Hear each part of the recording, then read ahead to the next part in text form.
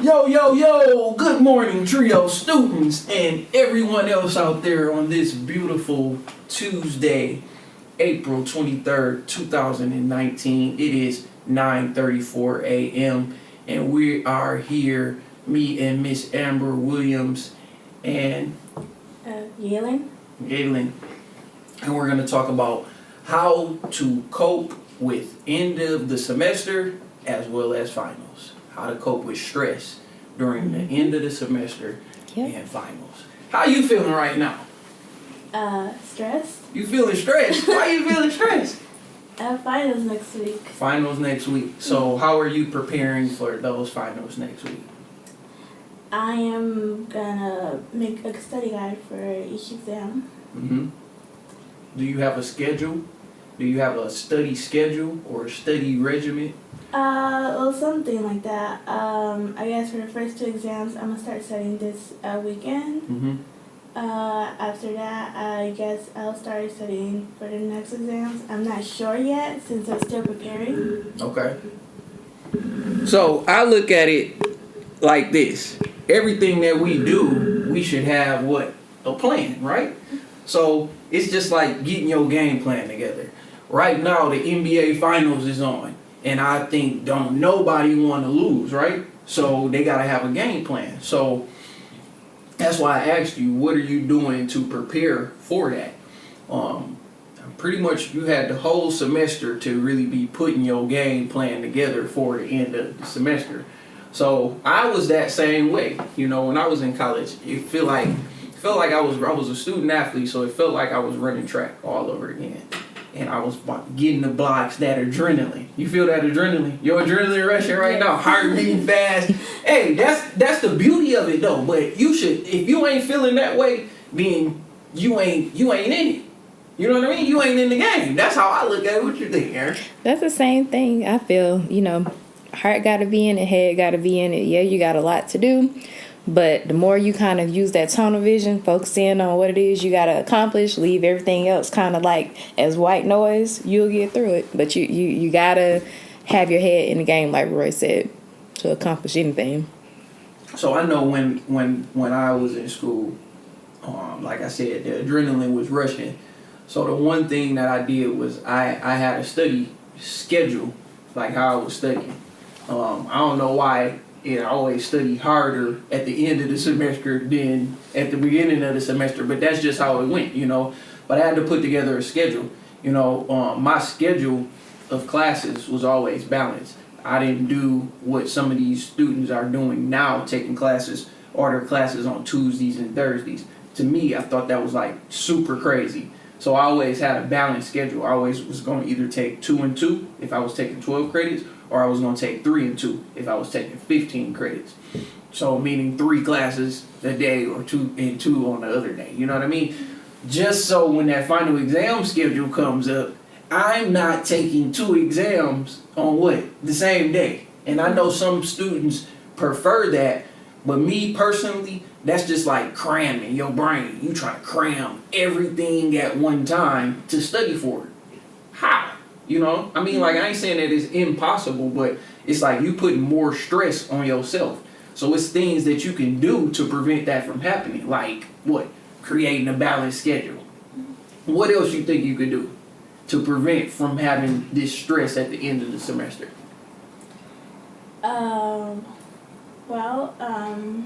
Since I know I can't study for the whole day, that's like really impossible. I decided when I have a break, I want to maybe meditate so I can concentrate more and what I want to focus on.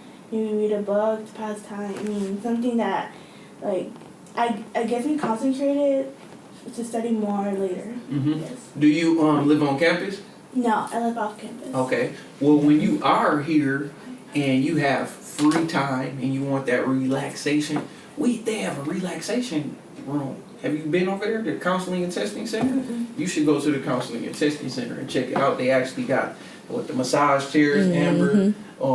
They got the little water thing like they got up front where it gives you that relaxation type of flow. But yeah, that's another way to cope with stress during final So to pick up back where we left off from, we were talking about ways to cope with stress during the end of the semester as well as finals week. I know we was talking about balanced schedules. We were also talking about, I lost kind of like a train of thought, but I know one of the things, like I was saying, was about having a balanced schedule to help you be able to actually have a clear head. You know what I mean? Like you don't got everything huddled up in one space. Work out. You know, during finals week, don't change up your routine. That's one of my things where I always tell students, like, if you had that plan from the start, like you had goals set for yourself for the semester, correct? You had goals set for yourself for the semester. I hope you had some goals set, right? Okay. So, like, I just look at that from that aspect, like, okay, how did I hit these goals? How did I hit the goals? Do you know how you hit your goals? Do you know how you hit your goals? Did you hit the goals for the end of the semester? How did you hit it? I strive to complete it. I did my best. So this is what I'm saying. Basically, what I was telling her before, how to cope with stress during the end of the semester and finals is having a plan. What's my game plan? Yes. Do you all got a game plan? So I know, like you said, everybody say they study, but how am I studying? Does my studying actually work for me? Like, if I'm studying this way during the semester, after that first week, what have I noticed from my studying? That's what I'm talking about as far as my plan for going towards the end of the semester. Because if I had a game plan at the beginning of the semester, which was these goals, and everything that was in place to help me be successful for the end of the semester going into finals, I should be following my same game plan. Another thing that I feel like that can help you cope with stress during the end of the semester and going into finals. Have you met with your professors? How many times have you met with your professors this semester? Not office hours, but after class. After class? Yeah. How many times? I'm not sure. You're not sure. How many times have you met with your professors? Well, office hours, I met with 2 professors only one time. And sometimes after class too. Sometimes after class. My philosophy for that, you put more stress on yourself because you're not communicating with the expert. Who the expert in the class? The professor, right? They got all the information. At the end of the day, who graded my paper? Either the TA or the professor, right? So why am I not going to them to talk to them about my class, about my grades in the class? My philosophy, 3 to 4 times throughout the semester. Once at the beginning of the semester, like during the first week. The second time, maybe, 3-4 weeks in. The third time, right before the midpoint. Why do I want to go meet with my professor before the midpoint? A couple weeks. So if I'm in trouble, I can get out the class, right? Or if I'm in trouble, they can help me or send me somewhere, give me some resources. That's taking stress off of myself too, because I'm actually being the business owner of my education. And then the last is 2 to 3 weeks before finals or a week before finals. I should be going to meet with my professors. You're stressed out because you're not thinking. You paying how much for this education? About $40,000. That's one thing that I would like to ask college students. I want to sit $40,000 right here and ask you what you're going to do with it. What's the plan? Because I feel like a lot of times we stress ourselves out about simple things because we don't take control of the situation. So we got to take control of the situation. You are the situation right now. The classes are the situation. You control the car. You're the car. Look at it like that. Okay? When I get tired or when the car run out of gas, how can I go anywhere? Right? So you the car, you drive it the whole semester. That's what I was asking y'all. How many times you met with them professors? What have you been doing during the semester? How are my grades looking? Have you did grade projections? These are things you should be asking yourself throughout the semester to prevent that stress. The only reason why, like I said, I'm saying these things is because I was in your shoes. I was stressed at the end of the semester. Why? Because I wasn't doing these things. I wasn't going to meet with the professor all the time like I should have. But the ones that I did connect with, because it took me to about my sophomore, junior year, where I really developed this mindset where it's like, I meet with every professor. I'm in your face. I don't care. Every day, I'm knocking on the door. If it was something that I wanted to know, I'm knocking on the door. A lot of times, I should have failed some classes. But I was meeting with them 3 to 4 times. And 3 to 4 times meeting with the professor got me to C, or got me over that bridge to pass the class. Maybe a D, you know what I mean? Maybe I was failing and I got the D, but I showed the professor that I was interested in the class. And that's all you have to do is show interest, that you're interested and you really want to learn these things from this class to help benefit me to move on towards graduation. I agree. My strategy is a little bit different. I feel like everything you're doing from the start of semester to the middle to the end is building upon finals. So I feel like if you develop good study habits at the beginning, the middle, and then towards the end, you should be fine when it comes to finals, as well as meeting with your professor. You got to meet with your professor, got to go to office hours. I mean, honestly, you're paying a professor's salary. Like, professors make money from teaching, writing and publishing papers and books, and lecturing. That's how they make their money. But a big percentage of how they make their money is from you actually registering for their classes and actually attending to the end of the course, giving them good evaluations if they deserve that, or bad evaluation, however way you want to swing that. So definitely developing a relationship with the professor is important, like Roy said, going to office hours, but also kind of compounding how you study. I'm not a good crammer at all. If I try to cram or try to work under pressure, I can do it, but I don't feel like I'm doing my best and giving my best work. Therefore, it does stress me out, and I'm just kind of like, yeah, I need to do something different. So next time, I don't have to worry about having to cram to the end. So how I get through my classes is kind of developing a good strategy from the beginning. Well, I'm going to set aside maybe an hour or two during the week to review concepts for this class. I'm going to set aside time to go speak with the professor. Maybe it's an hour that day, or 30 minutes, or after class, or emailing or calling if they're open to that. Just little steps to kind of help me reach the success that I want to see in a class. Because everybody can't work under pressure. Most students I know that try to work under pressure, they fail miserably. They need to be planning throughout the semester how they're going to be successful in the class. And also prioritizing. I mean, don't try to do everything at one time.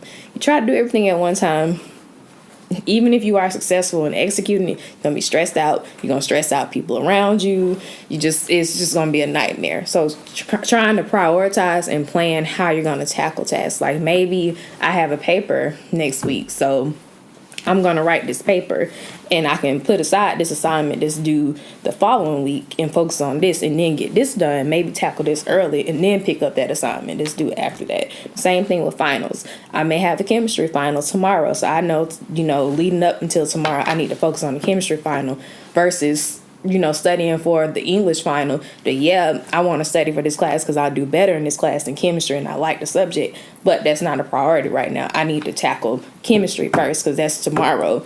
English is next week. Math is on Friday. And then, sacrificing. I know we all like, our social functions, our social events. We love our friends. We love our shows. We love everything. But when you have something that you're trying to do, kind of got to put that stuff on the back burner. So, you may not be able to binge watch Game of Thrones or whatever it is that you're into in terms of shows. You may not be able to hang out with your friends because you're trying to study for your finals, but definitely prioritize that. Put everything on the back burner, have tunnel vision to get this done. So then when it's time to actually do those things, you're not stressed about, oh man, I failed this final. Oh man, I got this test tomorrow, but I can't enjoy this event because I got this test tomorrow. No, I'm not prepared. So just, making studying and making whatever is important to you at that time a priority. So basically, like she said, plan ahead. Mm-hmm. Also, sleep. Get some sleep. Go to bed. Let me tell you, that cramming crap. Don't work. It don't work. You should have been cramming the whole semester. Mm-hmm. You know what I mean? Yes. Don't try to do that. I did that and grades was terrible. Talking about, I'm pulling an all-nighter. And lying to yourself, I work well under pressure, knowing that's not true. What are you looking at? Because at some point, it becomes like you lost in space looking at this stuff. You get what I'm saying? Because it's going to be like, yo, it just ain't clicking right now. You know? It is not clicking. Then if it ain't clicking, guess what I need to do? Take a break. You know? Let me get a break. You know? Let me go get some food. Or let me go hit the gym. Or let me go be around my friends because they might make me laugh. Laughing is another way. You know what I mean? Do some stuff that's fun. You can't let finals stress you out. Because the whole semester, if you ain't been doing what you were supposed to be doing the whole semester, then I'm going to be honest with you. It ain't looking good. You know? And so most of the people that stressing, most of the people that are stressing, like you said, and not being able to maintain those regular routines that they have and being able to enjoy social functions at the end of the semester are people who didn't prepare during the semester. And like Roy said, if you ain't passing during the semester, don't think you about to just magically bust out an A on this final. It's time to face the music. I say by midpoint, you need to know your standing in this class. 1, because you just need to know how the rest of the semester gonna go and what you need to improve in. And then 2, you might need to withdraw from that class. So you need to know by the midpoint. If you don't fail 2 tests and it's at the midpoint, you ain't been turning assignments or doing well, might want to hit that W, just being honest. When do y'all study? What times do y'all study? That's the problem. That's why I need help. Yeah, I need better study habits. So this is what I was asked. That's what I asked you, the plan. What is your study schedule? If you don't have a study schedule, how you studying? One thing that being a student athlete taught me, and everybody talk bad about student athletes, but one of the things that student athletes have is structure. Time management. Time management. That's what it taught me. Structure. Okay, I know how to be somewhere on time. I know how to sit down and say, Roy, I'm going to focus on this. You have to. I was listening to this guy. I went to this conference like 2 years ago, and for some reason I pulled up my Gmail, and this guy was talking about home court advantage, protecting home court advantage. And one of the things he asked, he was like, what does home court advantage mean? What does it mean to have home court advantage? Do y'all know? Sports? I'm talking about sports here. So the home team has home field advantage. And he was talking about football, and he noticed in the NFL how basically only 2 teams, the 2 Super Bowl teams, had winning away records. And everybody else had losing away records. But their home record was better than the away record. So the one thing he was talking about was all the different types of things that could prevent them from losing on the road, you know, the time difference and all of these different things. But the reason why these people not losing at home, because it's home. I got to protect my home. And that's one of the things that you guys need to do is protect yourself. So when people calling me and I'm trying to study, that's what I'm saying. What is your study schedule? What am I focused on? Is it a structure? Am I studying at the same time every day? That's what you want to be asking yourself, because that's what's you consistent. That's how I'm learning. I'm processing the information every day at the same time. I'm consistent. So it's going to be there. And that's how I'm protecting my home field advantage, by not letting these distractions get in the way. Like that phone. Let me cut this phone off.